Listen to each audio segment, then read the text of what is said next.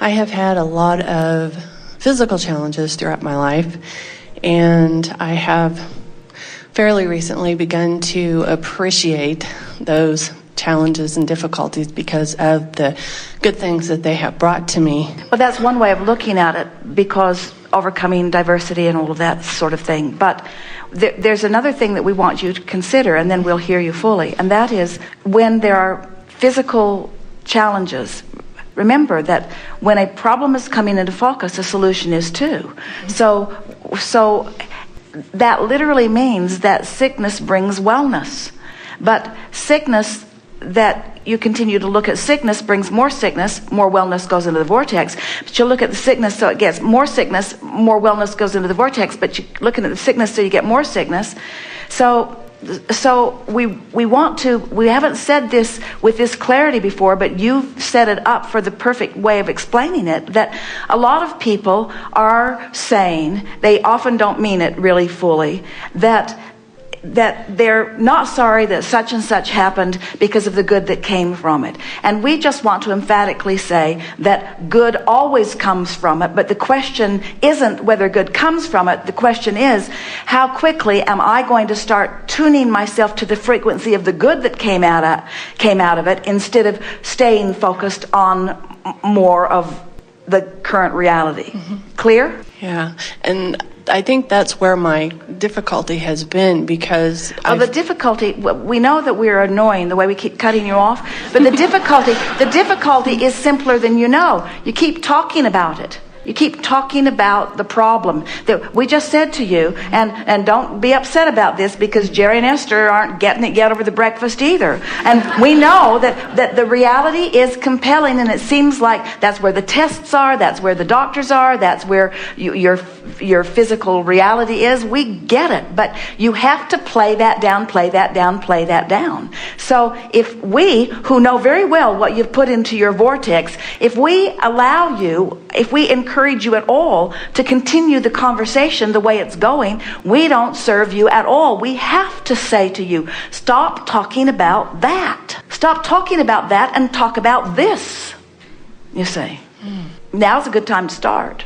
It's not as interesting yet, and you're not as practiced, and there's a lot more details and a lot more trauma around all of that, but really. So how do I picture myself well and without any ailments, without acknowledging that I have had those? Well, every subject is two subjects. So it's a matter of gradually, through practicing the end of it that feels better. And do you believe us at all? Do you believe that when you're experiencing sickness, that you're asking for wellness and that the wellness is queued up? Yes. So what's hard to talk about that? In other words, we don't get why it's hard. When you could as easily talk about wellness as sickness, why not talk about wellness? You did a little bit. You said, I can accept that some good has come out of it, but do you really believe it? Do you really, do you believe it? Do you believe, here's a good way of putting it.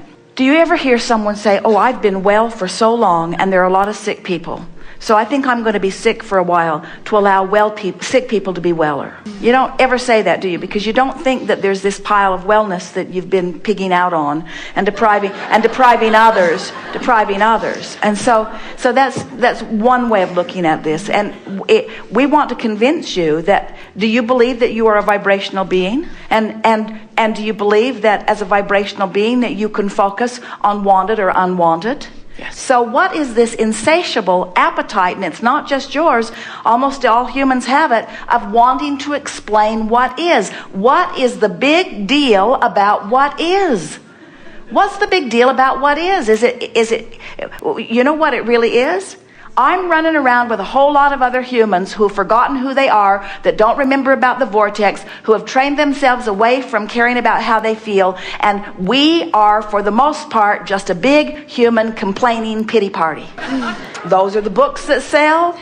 You want to get a best-selling book, then dig yourself into a really deep hole and then crawl out, and they'll clap when you crawl out. We're just trying to get your attention a little bit here. We want to convince you that you don't have to tell the story about reality. You can tell the story about vibrational reality. But when you say it's hard, I can't do it, I don't know how to do it, that only means that's because you've practiced the reality story more than the vibrational reality story. Do you know anybody? Have you ever, and we won't tell, have you ever told a fib for so long that you forgot it was a fib? Do you know people who lie really easily? That's what we want from you. We want you to take a departure from reality and train yourself into the improved reality, into the wanted reality. We want you to train yourself. But so many of you have believed that you've got to tell it like it is. And so someone says, how are you? And you don't feel that good. And you feel like you should tell them, well, I really don't feel that good. And they didn't really care. They didn't really mean, how are you? They meant, hi. So just practice as best you can. And so the answer to your question is, how can you practice the better feeling when the reality isn't there yet? And we say, catch yourself at the best moments that you can find and emphasize that to yourself. And do it over and over again. Just find the best feeling moment that you can find and practice it from then. And it is our promise to you. It will get better and better and better and better and better. I may already know the answer to this last question, but I'm involved in several creative endeavors, and I, at one point, was receiving so much inspiration. I was ecstatic.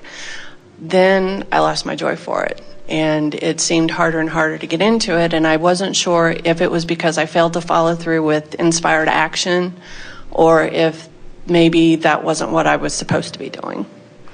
Well, it isn't a matter of something outside of you assigning what you're supposed to be doing.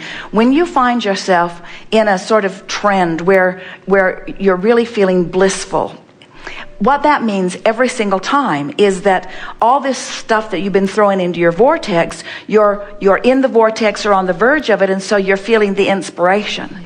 But the vortex keeps expanding and evolving too, so you have to keep it current. That's why we want you to make it this emotional quest rather than a manifestational quest, because if you make it an emotional quest, if you care about how you feel, then you just keep feeling good as new ideas keep coming. But we will say this, you bring up a really good point, and you're really going to like this. This is an important piece to all of this, and we think it's the piece that you're looking for here. So this vortex, are you believing it? This vibrational reality? So if you are in despair or focused upon pain or sickness, you're far from the vortex, and inspiration is not something that's coming to you. The best you can do is motivate yourself by making yourself do stuff, but you're not being swept into the vortex, not regularly. If you're hanging around in an attitude of hopefulness, then you're on the brink of the vortex enough that it's taking you in and making a believer out of you. If you can hang around in hope, the vortex will take you in often enough that you will become a believer. And before you know it, you will just know. There will be no vibrational difference in what you want and what you expect. Expect is a really important word. So if you're hanging around in hopefulness and the vortex takes you in, you're going to have an impulse. That's that feeling of inspiration. You know how when you'll think, oh, I want to call so-and-so. That's inspiration. And here's the thing, and your words really triggered this very specific answer. When you feel that, that's the time to make the call. When you have that feeling, act on it in that moment. If you act on your inspiration, when it comes, what'll happen is, that's how you become a believer, because if you get that feeling of that impulse to do it and you follow through on it and it pays off for you, before you know it, you start to understand the power of your inspiration.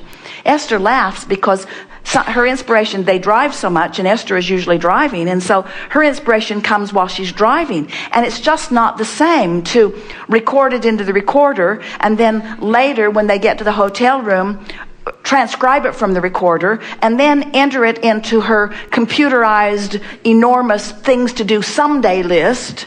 In other words, that's not the way to respond to inspiration, because the window opens and closes and opens and closes and opens and closes. And when you respond in the moment of the impulse, you're going to get big results. If you can keep yourself loose enough. And so the way we would play that is we would take advantage of the moments that we have in terms of action. We would say to ourselves, I'm going to stay on top of my need to do's. I'm going to stay so on top of my need to do's. I need to go to work. I need to feed my kids. I need to whatever. I'm going to stay on top of my needs to do, and I'll just use my willpower for that for a while. It's been working out pretty good anyway. I've been using my willpower for that. I'll motivate myself on my need to do's so that I have some open space for my inspired to do's. And what happens is that the more organized you are on your need to do's, then the more hopeful you'll be and be on the brink where you'll be inspired. And then when you follow through with those inspirations, before long it will shift. The fulcrum will tip for you, because you'll begin to feel the enormous, we cannot even find a word big enough or emphatic enough, you will find the enormous power of the leverage of the vortex. Thank you. Jerry he teased Esther a few years ago. She was making airplane reservations, and she kept saying, I know, it's on my list, I'll get to it. And he kept saying, did you make the reservations? She would make several at a time. No, I'll do it. Did you make the reservations? No. Then he tried to motivate her. You know, the longer you wait, the fewer seats there are. The longer you wait, the more we pay for the tickets. I know, I'll do it. But she just could not make herself do it. She just couldn't make herself do it. Then all of us forgot about it. Jerry quit harping about it for a minute, and Esther found herself in the vortex relative to some other thing and felt the impulse, the inspiration to make the airline reservations. She went to the telephone, got the one-pass line, a very helpful person, and the person said to her over and over and over again, they were using miles to upgrade to first class and miles to upgrade to first class. The woman would say, I swear 2 minutes ago these seats weren't here. I swear 2 minutes ago these seats were not there. I swear 2 minutes ago these seats were not there. Esther booked 10 flights and got upgraded to first. And when they flew those flights, every flight flew. There were no delays. There was no lost luggage. There were no canceled flights. There was no extra waiting at the connection. In other words, they were inspired flights. So when you get that feeling, act on it. And until you get that feeling, just do what you have to do. Helpful? Very. So we're making a case, aren't we, for understanding the vortex and letting, what would you say our message is to you today? It's simple. Get in the vortex somehow, some way. Now, what are we saying even more emphatically? You're in the vortex every single day, no exceptions. You're in there. You're in there. You might not be aware that you're in there, but we want you to start paying attention. We want you to notice that extra lift that you feel. We want you to notice that good feeling that you have. We want you to be aware that you're in the vortex, and then we want you to milk it with everything you've got, to practice the feeling, to practice the vibration, to make it a chronic patterned vibration within you, so that you're hanging around on the verge of or in the vortex so much more of the time. And as you begin to do that, you're going to discover what the true real-time life is, because the universe is now queuing you up with others who are in the vortex. So you're meeting up with those who are ready for you. They're on your wavelength. They are already, law of attraction has sorted them out as a vibrational match to who you are and what you want. Life doesn't just become easier, it becomes blissful, because you feel the power of who you are. And you know, that's what bothers you more than all other things put together about things not turning out right. You know you are a powerful creator, and when you are not exercising your power, something is really, really, really, really off, you see. And then that's what really makes you mad. That's what most of your negative emotion is about. It's that you're not keeping up with who you are. That's the only thing that negative emotion is. Negative emotion is one thing and one thing only. It's your indicator that you're not, in the moment of the negative emotion, keeping up with who you are. And the larger part of you is calling you, making it easy. Now what?